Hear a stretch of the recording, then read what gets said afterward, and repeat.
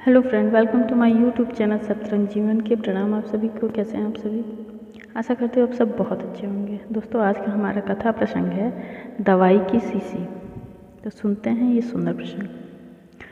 राजस्थान के ऊपरमलिया में भगवान श्री कृष्ण के एक दयालु भक्त थे। नाम था राम सिंह। उनकी दवाइयों की दुकान थी।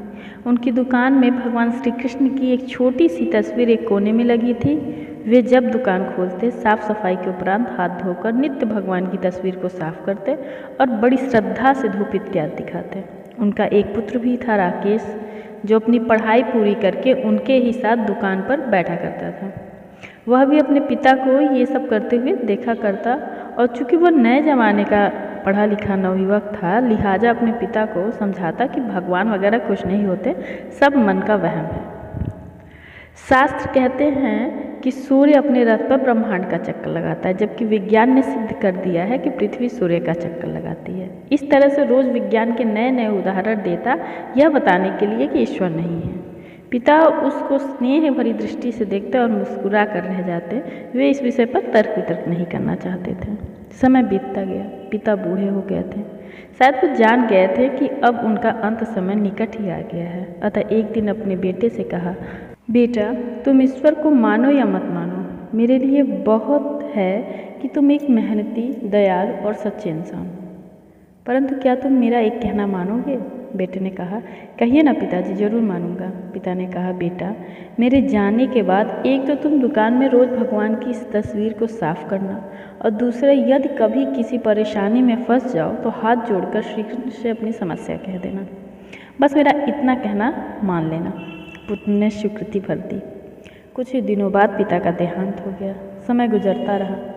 एक दिन बहुत तेज बारिश पड़ रही थी। राकेश दुकान में दिन भर बैठा रहा और ग्राहकी भी कम हुई। ऊपर से बिजली भी बहुत परेशान कर रही थी। तभी अचानक एक लड़का भीगता हुआ तेजी से आया और बोला, भैया, ये दवाई चाहिए, मेरी माँ बहुत बीमार है। डॉक्टर ने कहा, ये दवा तुरंत ही 4 चम्मच यदि पिला दी जाए तो माँ बच जाएगी। क्या ये दवाई आपके पास है? राकेश ने पर्चा देखकर तुरंत कहा, हाँ, ये है। लड़का बहुत खुश हुआ और कुछ ही समय की लेन देन के उपरांत दवा लेकर चला गया। परंतु ये क्या? लड़के के जाने के थोड़ी ही देर बाद राकेश ने जैसे ही काउंटर पर निगाह मारी तो पसीने से के मारे बुरा हाल था, क्योंकि अभी थोड़ी देर पहले ही एक ग्राहक ने चूहे मारने की दवाई की शीशी वापस करके गया था। लाइट न आने की वजह से राकेश ने शीशी काउंटर पे ही रखी रहने दी कि लाइट आने पर वापस सही जगह पर रख देगा। पर जो लड़का दवाई लेने आया था, वह अपनी शीशी की जगह चूहे मारने की दवाई ले गया, और लड़का पढ़ा लिखा भी नहीं। हे भगवान, अनायास ही राकेश के मुँह से निकला, यह तो अनर्थ हो गया। तभी उसे अपने पिता की बात याद आई और वह तुरंत हाथ जोड़कर भगवान श्री कृष्ण की तस्वीर के आगे दुखी मन से प्रार्थना करने लगा कि हे प्रभु, पिताजी हमेशा कहते थे कि आप हैं। यदि आप सचमुच हैं तो आज यह अनहोनी होने से बचा लो।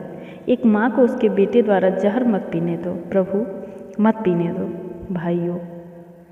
तभी पीछे से आवाज़ आई, भैया, कीचड़ की वजह से मैं फिसल गया, दवा की शीशी भी टूट गई, कृपया आप एक दूसरी शीशी दे दीजिए। भगवान की मनमोहक मुस्कान से भरी तस्वीर को देखकर राकेश की आंखों से झरझर आंसू बह निकले। आज उसके भीतर एक विश्वास जाग गया था कि कोई है जो सृष्टि चला रहा है, जिसे खुदा कहा जाता है, जिसे कोई ईश्वर कहता है, कोई सर्वव्यापी कहता है, तो कोई परमात्मा। प्रेम और भक्ति से भरे हृदय से की गई प्रार्थना कभी अनसुनी नहीं जाती।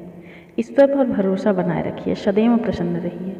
परम पिता परमेश्वर सदैव आप पर कृपा दृष्टि बनाए रखेंगे, यही मेरी कामना है। तो दोस्तों, आशा करते हैं ये सुंदर सा प्रसंग आप सभी को पसंद आया है। अगर पसंद आया है तो कमेंट सेक्शन में कमेंट करके जरूर बताएं। Thank you for watching my video और my YouTube channel keep smiling. Please like, share and subscribe my channel. मेरी और भी ऐसी वीडियोज़ के लिए बने रहिए मेरे चैनल सतरंग जीवन के साथ। Thank you.